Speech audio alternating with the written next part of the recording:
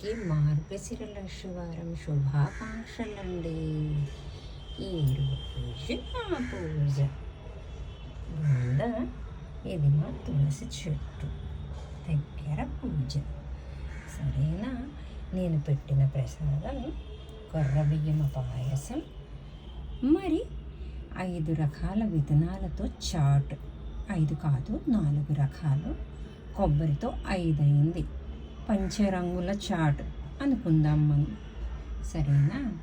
అయితే ఈ కొర్రబియ్యం పాయసం ఎలా చేసాను అనుకుంటున్నారా? రాత్రి మా ఆయన గారి గురించి జావ గురించి నానేసానండి. అయితే మనం బియ్యంతో చేసిన పాయసమే భగవంతుడికి ఇష్టము అంటాము.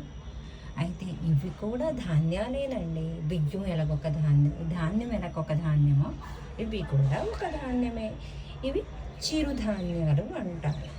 నేను ఆనవాయితీ ప్రకారంగా 2 బియ్యం గింజలు వేసాను. పాలలో కొర్ర బియ్యాన్ని నానేసాను, ఉడకపెట్టేసాను. అందులో నేను రోజు కొబ్బరి నీళ్ళు తాగుతాను. ఆ కొబ్బరి నీళ్ళు తాగాను, 1 లీటర్ వాటర్ కూడా తాగేసాను. తాగేసిన తర్వాత ఆ కొబ్బరి నీళ్ళు ఎంగిలైపోతే భగవంతుడికి ప్రసాదించం కదా, ఇంకో కొబ్బరికాయ కొట్టి ఆ కొబ్బరికాయ ప్రసాదము ఈ కొర్ర బియ్యం పాయసంకి వేశాను.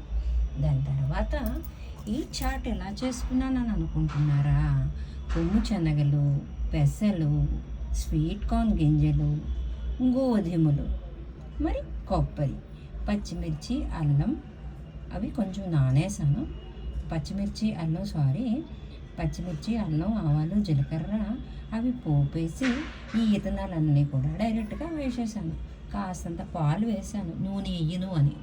ఇందులో కూడా లాస్ట్కి పంచదారకు బదులుగా నేను ఖర్జూరంకి పేస్ట్ కూడా చేయలేదు. ఎందుకంటే మా వారికి పరవాణాలు ఎక్కువ, స్వీట్ అంటే చాలా ఇష్టం, కానీ పరవాణాలులో మాత్రం పంచదార వేస్తే పెద్దగా నచ్చరు.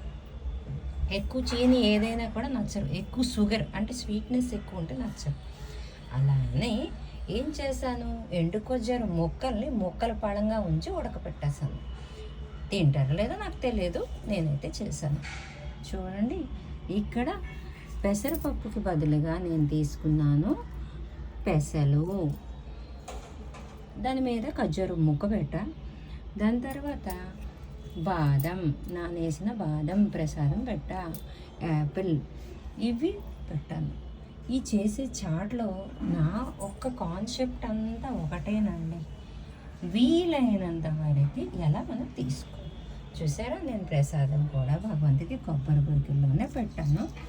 ఈగలు దోమలు వెళ్ళకుండా దీనికి మూత కూడా ప్రొటెక్షన్, దాని మూతే, సరేనా? అయితే తులసి చెట్టు కొంచెం ఈ మధ్య చాలా అంత బాగాలేదండి. అంటే నేనైతే పువ్వులతో డెకరేట్ చేశాను, బట్ కొంచెం ఇదవుతుంది. అలా అని ఆ మూత పెట్టిన దీంతోనే ఇగోటి ధూపం వేస్తాం, కొబ్బరి పీస్తో, గుగ్గిలం సాంబ్రాణితో. చెట్లకి చిన్న చిన్న పురుగులా వస్తుంది. వాటర్ ఎక్కువైనా, కొంచెం శ్రద్ధ తక్కువైనా, అన్నీ శ్రద్ధగా ఎక్కువ పూజది దేవుడిది అంటే మనం ఎక్కువ శ్రద్ధగా చేస్తాం, కానీ అది ఎందుకు ఎండిపోతుందో అని నాకు అర్థం కాలేదు. అన్నీ మా ఇంట్లో పువ్వులేనండి. బాగున్నాయి కదా. ఇంతటితో సెలవు తీసుకుంటున్నాను. హ్యాపీ మార్గశిర లక్షవారం. నా మెసేజ్ ఇక్కడ చూసారా? సామాన్లు తోముకునే పని లేదు, ఏమీ లేదు, జస్ట్ మీరు అంతేనండి. Use and throw. భగవంతుడికి అతి పవిత్రంగా శుభ్రంగా మనం ప్రసాదం పెట్టినట్టుగా అయిపోద్ది. కొబ్బరి చెక్కలు ఏ తోముకోవడం, ఏ కడుక్కోవడం ఏమీ లేదండి. సీ వాటర్ నీళ్ళు కూడా నేను ఇక్కడ ఆదా చేసానండి. నాకు ఈ పద్ధతి నచ్చింది, మీకు నచ్చితే మీరు ఫాలో అవ్వండి. చూసారా, ఇంతేనండి. హ్యాపీ మార్గశిర లక్షవారం. ఇంతటితో సెలవు తీసుకుంటున్నానండి. బాగుంది కదా, చాలా బాగుందా? నాకైతే భలే నచ్చిందండి. సరేనా, ఇంతటితో సెలవు తీసుకుంటున్నానండి. మార్గశిర లక్షవారం.